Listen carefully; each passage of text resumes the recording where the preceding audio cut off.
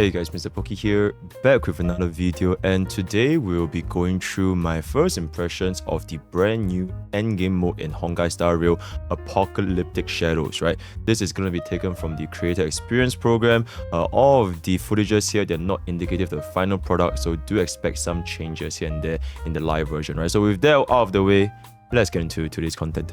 Subscribe!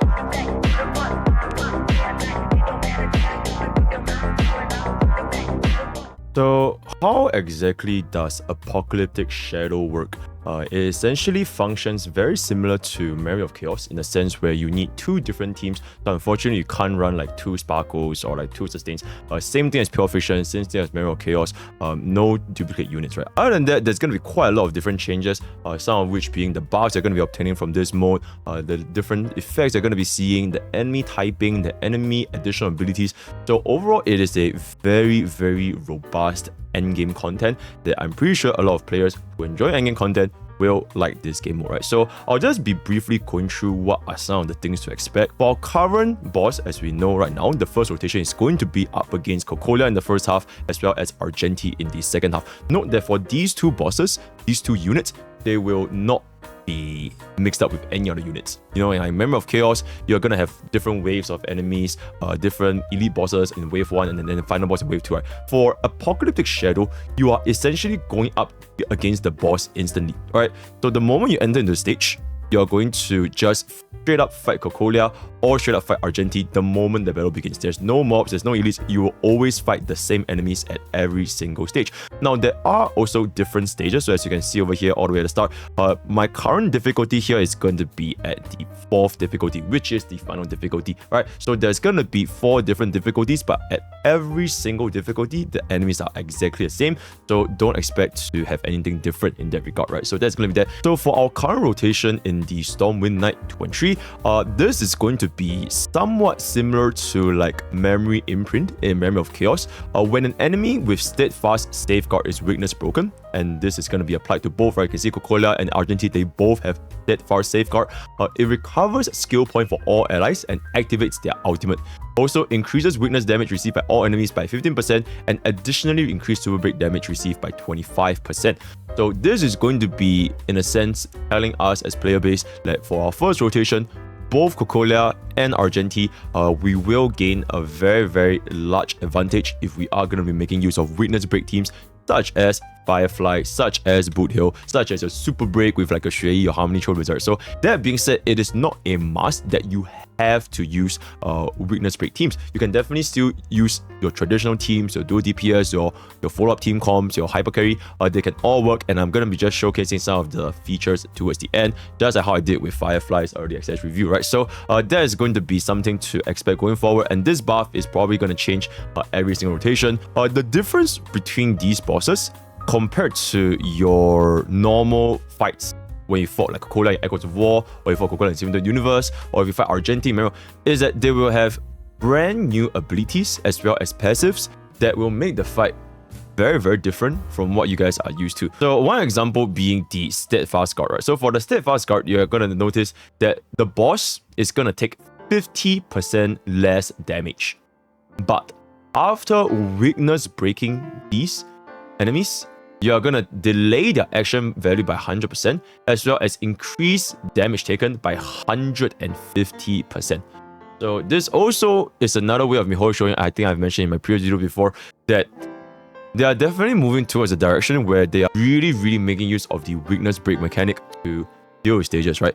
If you want to forsake weakness breaking, which is to say you completely brute force off element without breaking, you're gonna be heavily punished, right? Because not only are you not gonna have the 150% increased damage taken, the enemies are also taking 50% less damage. So aside from this Steadfast Safeguard, there's also some of the other passives for Cocolia as well as Argenti, right? So for Cocolia, there's Battlefield Transfer, Nowhere to Escape, and Tenacious Resolve. And for Argenti, it's gonna be Reversal of Fortune, Combat Tide, as well as Stellar Protector. So all of these, they are in-game battle passives that I'm gonna be showcasing you guys over here. So do expect some sort of additional gimmicks that you would not otherwise see unless you play in Apocalyptic Shadows, right? So there's also one more buff you can see over here, which is kind of similar to Pure Fiction, where you can select your own buffs. These are gonna be unique buffs that you can apply to the stage. So for example, of my team, we're running Jingyuan, Sparkle, Tingyuan, Fusion against Cocolia. We do have access to these 3 buffs, right? And players can choose one of the 3. Sunder Paradise, Moment of Termination, as well as Persistence of Decay. So Sunder Paradise Decay increase all allies break by 50%, and after Super Break, increase speed by amount equal to 40% of current speed until the next turn. And then for Moment of Termination, increase damage dealt by all allies ultimate by 50%. And if you defeat a target, action value advances forward by 25%. And finally, Persistence of Decay.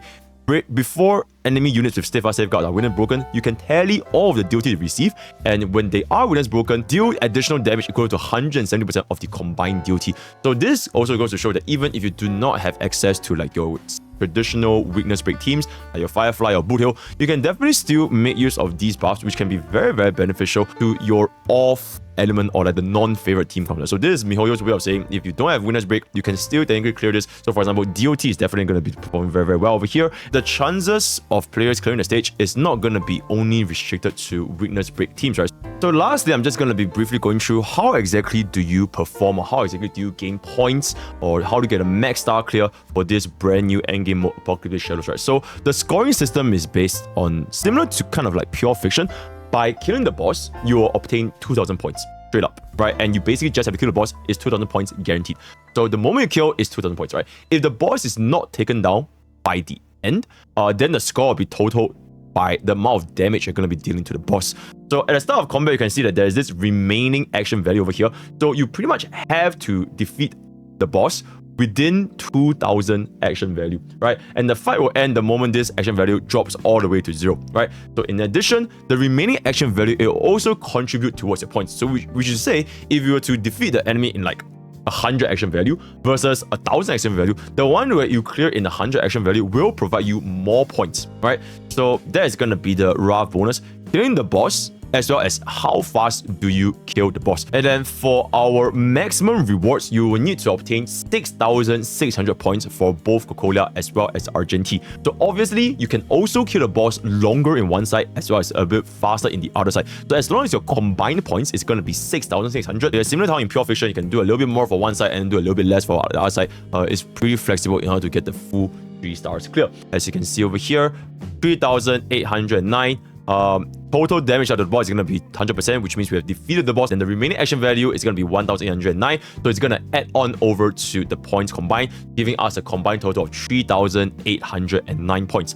So at this point, we only need to do 6,600 points minus 3,809 points in order to get the full 3 stars clears across both Cocolia as well as Argenti. So once you have completed both sides, you can see there's going to be the score, and for each score, you are going to be getting the respective stars all the way up until difficulty 4, which you are going to be getting 800 stellar jades as it refreshes every week, similar to the new Memory of Chaos update, right? So that is pretty much it for the background information for Apocalyptic Shadows. So now I'm just going to be showcasing you guys some of the example team comps that you guys could potentially try out during the Apocalyptic Shadow itself. Before we continue, spoiler warning. So if you guys don't want to see any spoilers, want to try the boss fight for the first time, then feel free to wait for the game mode to be released, right? So, and as we know, we do have a lot of Ruinous, Embers, as well as Finality's Axiom that benefits the weakness break team comps. But I'll also be showcasing you guys some of the other teams which can also be benefiting from their different Finality Axioms, namely follow-up team comps, DOT team comps, or units that use their ultimate damage or their basic and skill damage, right? So first team comp I'm just going to be running is going to be very straightforward. The main attraction itself, Firefly, right? So Firefly, how is she going to be performing in the current Apocalyptic Shadow game mode? Keep in mind, this is unfortunately an E6 S5 Firefly because, you know, I already did it for the creator experience early review. If you want to check it out there, it's going to be up here, right? But yeah, so this is going to be for the overall gameplay. You can see that so far, the boss health is going to be quite high, as you're going to be noticing from Firefly taking your first action momentarily. So Rame is just going to go ahead and cast the ultimate on-cap stuff, and then eventually it's going to be for Firefly's turn. So we're just going to be dealing a little bit of damage here, and Firefly is finally going to cast a skill once and going into the ultimate state. And for our first skill, we're going to be dealing damage to both Cocolia as well as your Pokke. And you notice how, even though this is an E6 S5 Firefly, notice how Cocolia's health, it is still a decent alright amount, 294,000 against 3 targets, and this is going to be an E6 S5 Firefly, right? So no super break damage over here, so if you were to add it over, then that's going to be dealing even more damage, right? So then Gallagher is going to go ahead and even deal more toughness part damage, breaking the Ruinous break efficiency of the Japar, and now we're gonna break him for 192,000 damage. Harmony Troll Blazer going ahead for another nice super break for 138. Now that both targets are weakness broken, you can see that this is gonna be 1.3 million instantly taking away Japar, and then we are gonna be getting into the second phase of Cocolia, transforming into the final boss. Now this is gonna be going into the second phase for Cocolia, and now she'll instantly summon 4 ice pillars, locking on to pretty much your entire team. And now Firefly is gonna get locked on as well. So Raimei is just gonna do whatever she's gonna be doing, and let's see how much damage you're gonna be receiving from 4 different ice pillars. Honestly, not too bad. But if you're going to be running this without sustain, it might be a little bit scary, especially considering the fact that it is very, very difficult to instantly break Cocolia. Remember, this is an E6 S5 Firefly. So the fact that we are already having the 50% weakness break efficiency from Raimei, and she's nowhere near to getting weakness broken, should tell you guys exactly how hard it is to actually break Cocolia, right? So now we are going to be getting rid of 2 of the ice pillars. Gallagher is going to go ahead and do a little bit of ultimate damage, and then we're going to go into a turn afterwards. Dealing more damage, breaking the target. Finally, this time we are gonna get the debuff, giving us the ultimate back. Gallagher is gonna go ahead and do whatever Gallagher is gonna do. Harmony MC dealing a little bit more damage, casting the ultimate. Raimei is gonna let go of one last ultimate skill, and then Firefly is gonna finally let go of this before the ultimate mode expires, right? So you can see Raimei is gonna pop this. No reaction. Firefly goes in, one skill, breaking the ice pillars, absolutely destroying Cocolia. So that is going to be like low-key 0 seconds. So we basically took it down in 191 action values, right? So that is going to be the power of E6 S5 Firefly against a Apocalyptic Shadw that's going to be favoring weakness break targets, right? So very, very fast kill. I wish I could show you guys how E0 S1 performs, but unfortunately I forgot to get the footage, so it is what it is. So now I'm going to be showing you guys Jingyuan team comp running Sparkle, Jingyuan, as well as Fu Xuan. So this is gonna be slightly, or rather a lot more relatable. All of the relics, they are pretty much exactly the same because it is the creator experience program. So the relics, they shouldn't be expecting something too crazy, right? We are gonna be running an E1 Fu Xuan as well as an E2 Sparkle just to bring up our damage a little bit more, and we are gonna be using the Moment of Termination to increase our ultimate damage as well as the slight action value advance, because the other 2 buffs, frankly speaking, it doesn't really benefit Jingyuan that much, right? So it is what it is. The best choice out of the worst 2 choices, right? So that's gonna be that. But we are now gonna go into Cocolia and see how his performance is gonna be like with E2 S1 Sparkle as well as an E1 S1 Fu Xuan. So going here, remember that Cocolia, she does have the freeze. So bringing Fu Xuan here might be very, very useful, especially to prevent Jingyuan from getting crowd control, because if Jingyuan gets crowd control and Lion Lord can't get a turn, then that's gonna be very, very bad for us, right? So far we're pretty much quite healthy because we do have Fu Xuan. Sparkle is gonna let go of a skill into an ultimate, and Jingyuan is gonna finally cast his ultimate himself, dealing massive damage to 4 targets. What's it gonna be? 263,000, instantly breaking one of the ice pillars, and the skill is gonna bring out the next ice pillar. And we do have a 10-stack Lightning Lord at the ready, coming up right after Cocolia goes. So we do have Fu Xuan casting the ultimate once. Notice that if we do not have Fu Xuan here, it's going to be very, very dicey, especially if we don't have any sort of cleanse, right? So if we don't have Ho Ho, we don't have Luo Cha, and this hits Jingyuan, then yep, all the best to you, right? So we do have Fu Xuan to prevent Jingyuan from getting frozen, and Lightning Lord is going to go down for a 285,000 damage. Frankly speaking, it is not that impressive because it is, at the end of the day, they are taking 50% of the damage, right? Because you have not weakness broken the enemy. And now, because we couldn't deal damage fast enough, Japar is going to activate the shield, and now Cocolia is not going to be receiving any form of toughness bar damage, because this is basically one of the mechanics, right? So really, really important. This is similar to the Japar that you guys met in Simulator Universe. You have to break the shield, and then once you break the shield, it's gonna deal tremendous amount of toughness bar damage to the entire team, right? But this is one of the mechanics where it goes to show, if you don't clear Apocalyptic Shadows fast enough, a lot of the different mechanics is gonna surface, and it will make the battle a lot more difficult compared to somebody that can clear the stage extremely quickly. Unfortunately for us, Jingyuan is not going to be quite fast enough to get rid of Cocolia here. So Jingyuan is going to let one more ultimate. Unfortunately, it's just nowhere near enough damage. So it does some shield damage, but then we are going to be not able to stop Cocolia. And now she's going to let go of her ultimate. And because we do have Fu Xuan, it should be quite okay. But if you don't have Fu Xuan, then it might be a little bit dicey. But so far, it is still not too bad. Sparkle is going to bring Jingyuan up one more skill. Hopefully, okay, unfortunately, didn't really break the barrier that Japar has. But we do have Lightning Lord, so this is going to finally break. Getting rid of Japar, and now the only thing remaining our way is going to be Cocolia. Fu Xuan is going to cast the ultimate and finally weakness breaking Cocolia. And now we are finally going to get all of our ultimate back up. And this should be able to allow us to deal a massive amount of damage. Passing the Sparkle ultimate, casting the team, just basically casting every single ultimate in order to get our 10-stack Lightning Lord back up, right? So team is going to go ahead, use the ultimate, use a skill, all that kind of stuff. So one more skill into 10-stack Lightning Lord. How much is it going to be?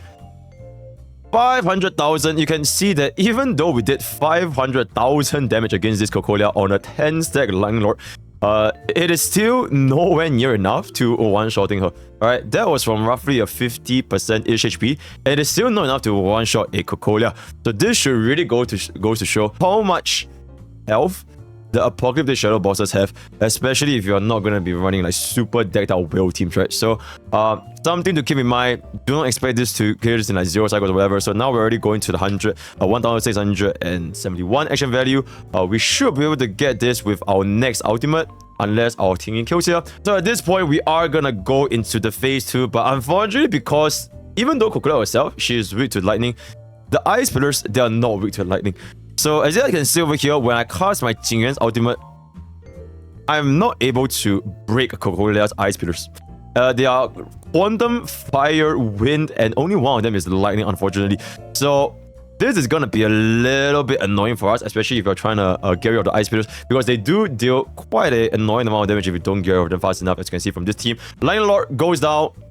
200,000, breaks the ice pillars, and now we are gonna be just dealing the ultimate to stack up another 10-stack Lightning Lord. And at this point, it's gonna be a very, very slow grind, right? Because you can see the amount of damage we're dealing is very, very low, and the amount of thousands bar that Cocolia has is also very, very high, right? So it is gonna take a while, and unfortunately, we are not gonna get another action to bring our Lightning Lord before Cocolia, so she is gonna let go of these creations, whatever it is. I mean, let's see how much damage it's gonna be. Ooh, Fusion dangerously... Okay, not dangerously low, frankly speaking. I mean, this Fusion is honestly quite decent. Lightning Lord going to game, finally breaking Cocolia, so we are going to be able to get all of our ultimate back on. But Sparkle is unfortunately still in prison, so she's unable to provide any help for us whatsoever. But because the moment Cocolia's toughness bar breaks and reaches 0, then we are going to be dealing a lot more damage. So hopefully this 10-stack Lightning Lord can bring Jingyuan back up and just get rid of this fire, because it has been close to almost 1,000 action value. So you can see here, Jingyuan is gonna do a basic attack, and Jingyuan is gonna do the skill. Sparkle, bring up one more time, and we should be able to get rid of this stage right here. The final Lightning Lord, 80% health remaining. How's it gonna be? Ooh, very, very nice. 484,000 damage, and finally breaking Cocolia, leaving the final action value at 1,310 for a total score of 3,310, right? Because like I mentioned, one boss kill is going to be 2,000 points, and then for the action value remaining, that's going to be the additional points on top of that, right? So, very, very nice clear, because remember, we only need 6,600 points in order to get the full 3 stars clear, right? So this is, frankly speaking, barely just passed, but it is equivalent to a 3-star clear, barely on the dodge. Alright, so that is gonna be that for Jingyuan. Now I'm gonna be showcasing another team, this time featuring our DOT team comp, because as we know, we do have a buff that benefits DOT units, because after on the winner's break, you get 170% of the DOT damage received. So we are gonna be running an E2 Kafka, E1 Black Swan, E0 Rame, as well as an E0 Huo Huo, right? So going in, we are gonna be rocking the Persistence of Decay. Yeah, let's see how this is gonna be, because frankly speaking, Jingyuan really doesn't benefit that much from the ultimate buffs. If it was like any sort of follow-up or just giving a little bit more actions, then it would have been probably better,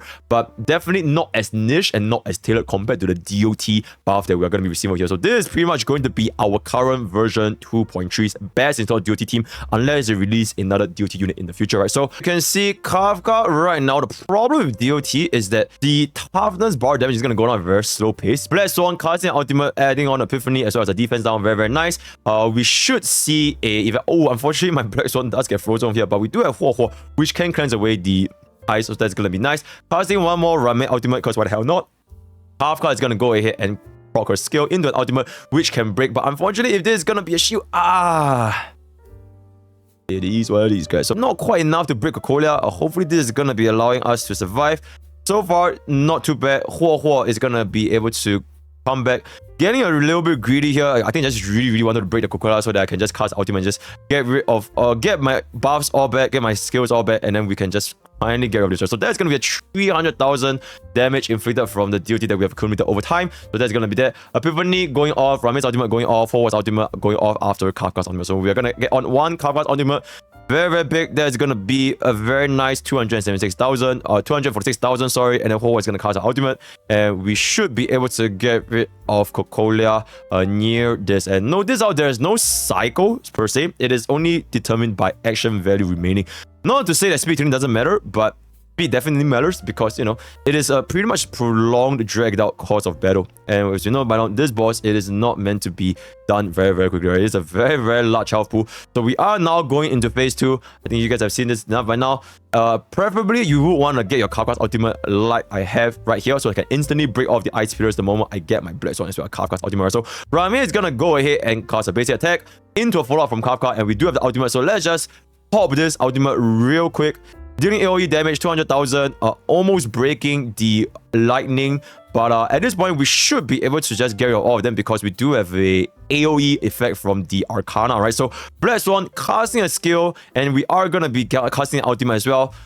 And that is going to be able to deal quite a substantial amount of DOT damage eventually when we get our Kafka to scale. Kafka's finally going to break Pokke, and we are going to be able to get all of our ultimate back online. Alright, Rame, Black Swan, Kafka, everybody's going to come back online, and we should be able to get it within this cycle right here.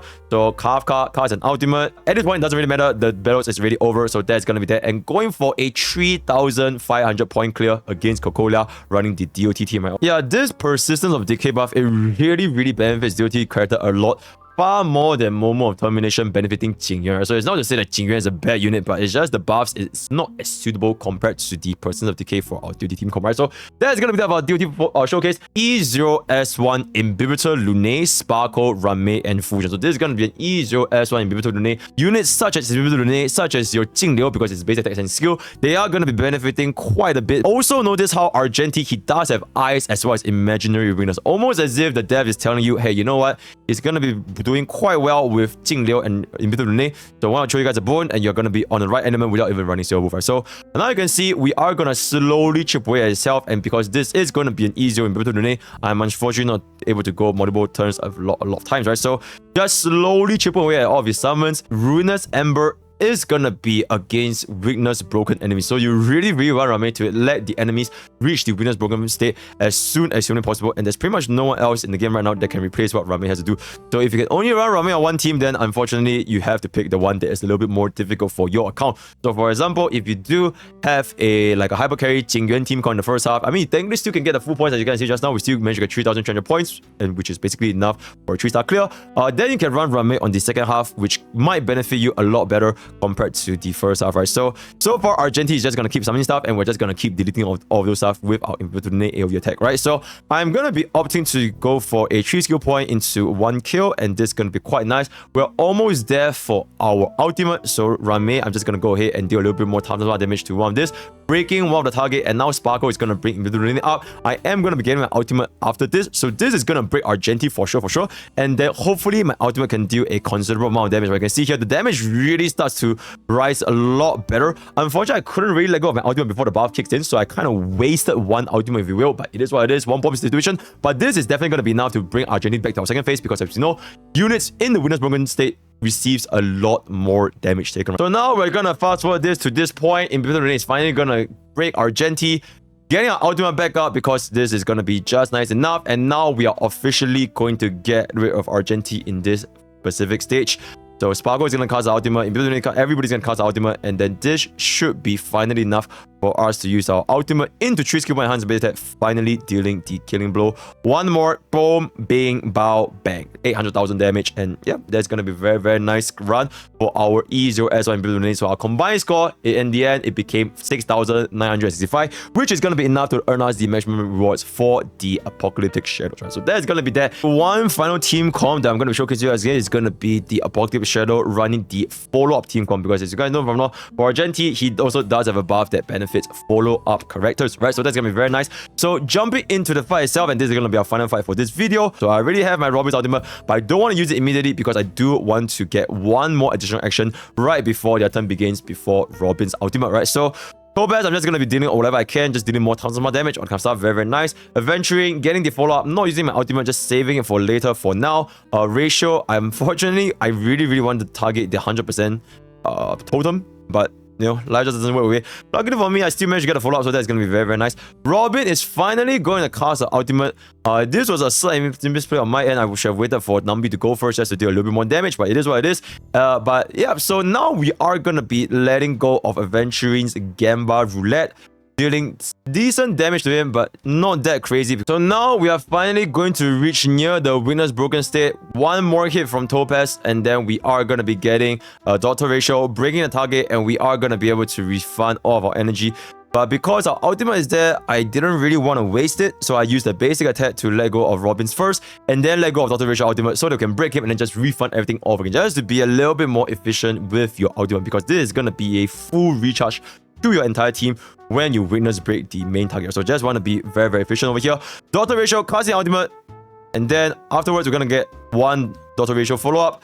Adventuring, very, very nice. Boom, 195k. We still have one more hit, so we're just gonna chill here. At this point, there's not much to be said. I'm just gonna be trying to deal as much touches damage as humanly possible, going for the follow-up, going for ultimate, all the kind of stuff. Doctor Ratio, Numbi, and Adventuring. I wouldn't say any of them are my main damage dealers because it is all fundamentally typed with Robin's underlying damage as well, right? But I would say Doctor Ratio is definitely the one putting in one, if not the most amount of work. Robin, unfortunately, running out of stamina over here, but I think we should be fine as long as we break our Gen T within this cycle. Then we should still be able to get a very, very decent clear. So Numbi going forward, almost breaking target, one more skill, and I'm going to be able to break him.